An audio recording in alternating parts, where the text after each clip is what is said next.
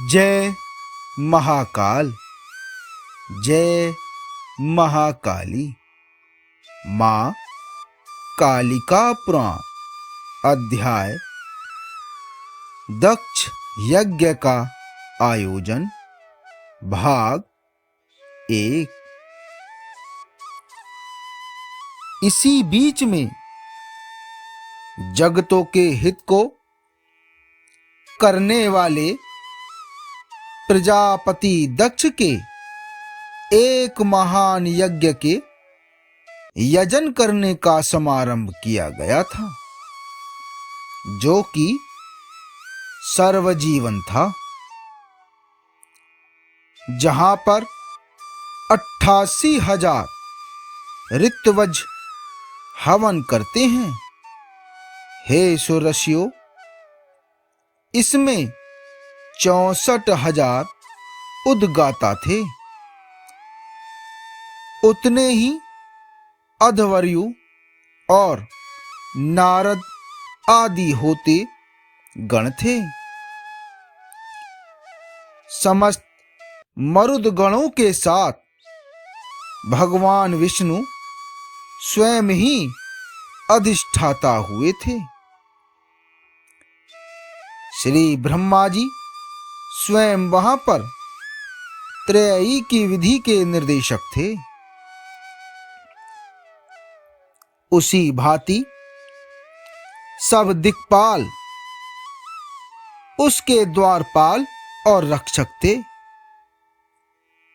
वहां पर यज्ञ स्वयं उपस्थित हुआ था और धरा स्वयं वेदी हुई थी, अर्थात पृथ्वी ने स्वयं वेदी का स्वरूप धारण किया था। अग्नि ने यज्ञ के महोत्सव में हवियों के शीघ्र ग्रहण करने के लिए ही अपने अनेक स्वरूप धारण किए थे।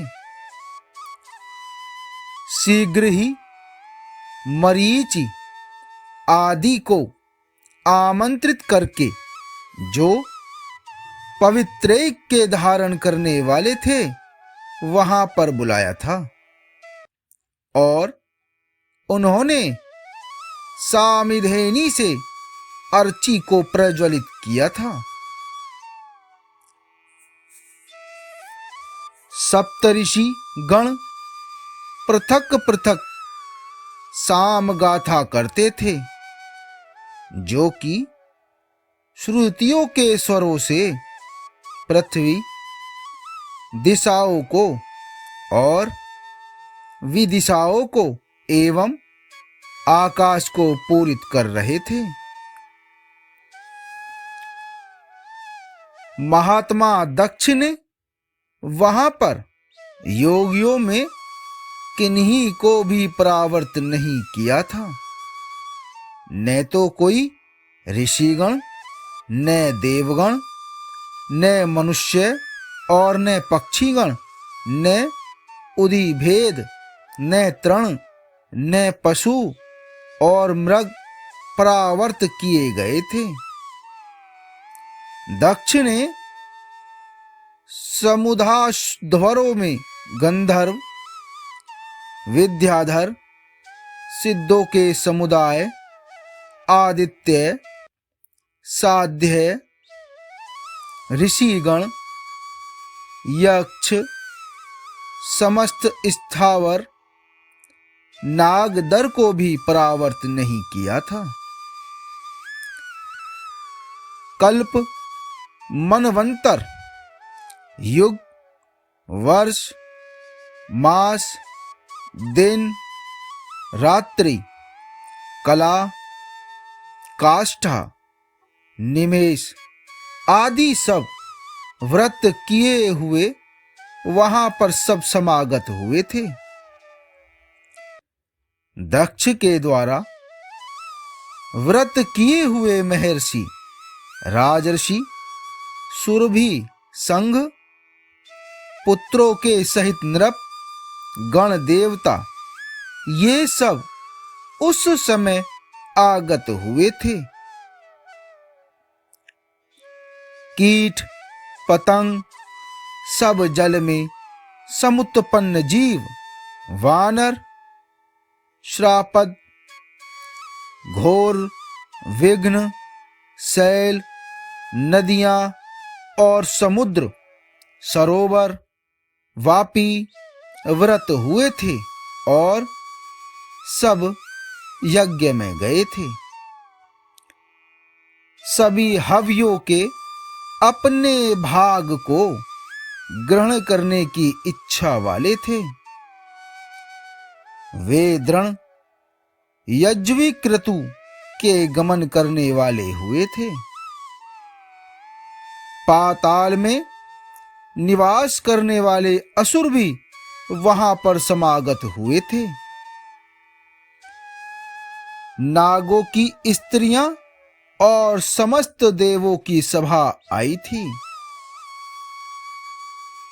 जो कुछ भी इस जगत में व्रतन करने वाले थे, चाहे चेतन हो या अचेतन ही, वे सब में वर्ण इस सर्वस्व दक्षिणा वाले यज्ञ का समारंभ किया था।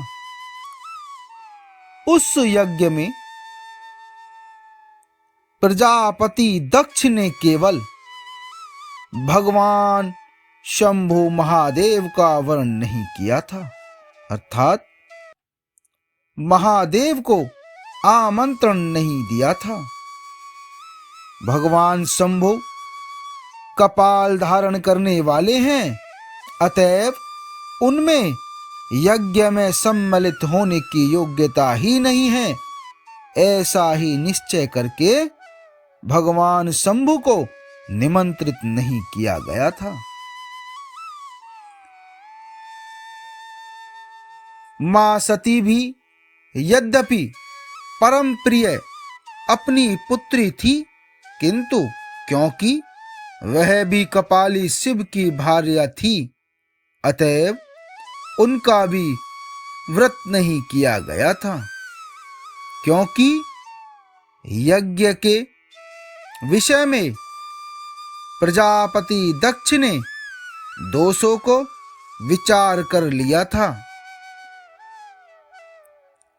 माता सती ने यह श्रवण करके कि पिताजी ने एक उत्तम यज्ञ करने का आरंभ किया है, किंतु क्योंकि मैं कपालधारी की भार्या हूं, इसीलिए वास्तव में मुझको नहीं बुलाया गया है। माता सती अत्यंत क्रोधित हो गई थी, जो कि कोप उसे अपने पिता दक्ष के ऊपर उनको हुआ था। उस अवसर पर उनका मुख और नेत्र क्रोध से लाल हो गए थे।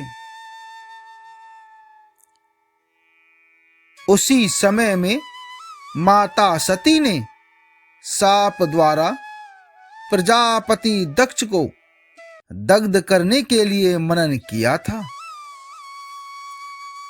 यद्यपि वह सती क्रोध में आविष्ट थी, तो भी इस पूर्व समय को उन्होंने स्मरण किया था कि मन से ऐसा निश्चय करके उस समय मां सती ने शाप नहीं दिया था, क्योंकि मैंने पहले दृढ़ प्रतिज्ञा की है, मेरी अवज्ञा होने पर मैं फिर निश्चय ही अपने प्राणों का परित्याग कर दूंगी। जिस समय दक्ष ने तन्या की इच्छा वाले होते हुए बहुत समय तक मेरा स्तवन किया था, उसी समय में मैंने यह प्रतिज्ञा की थी कि मैं उसको शाप नहीं दूंगी। इसके अनंतर अपने नित्य स्वरूप का उस देवी ने चिंतन करके अत्यंत उग्र, निष्कल और जगत से परिपूर्ण का स्मरण किया था। आगे का भाग 2 में।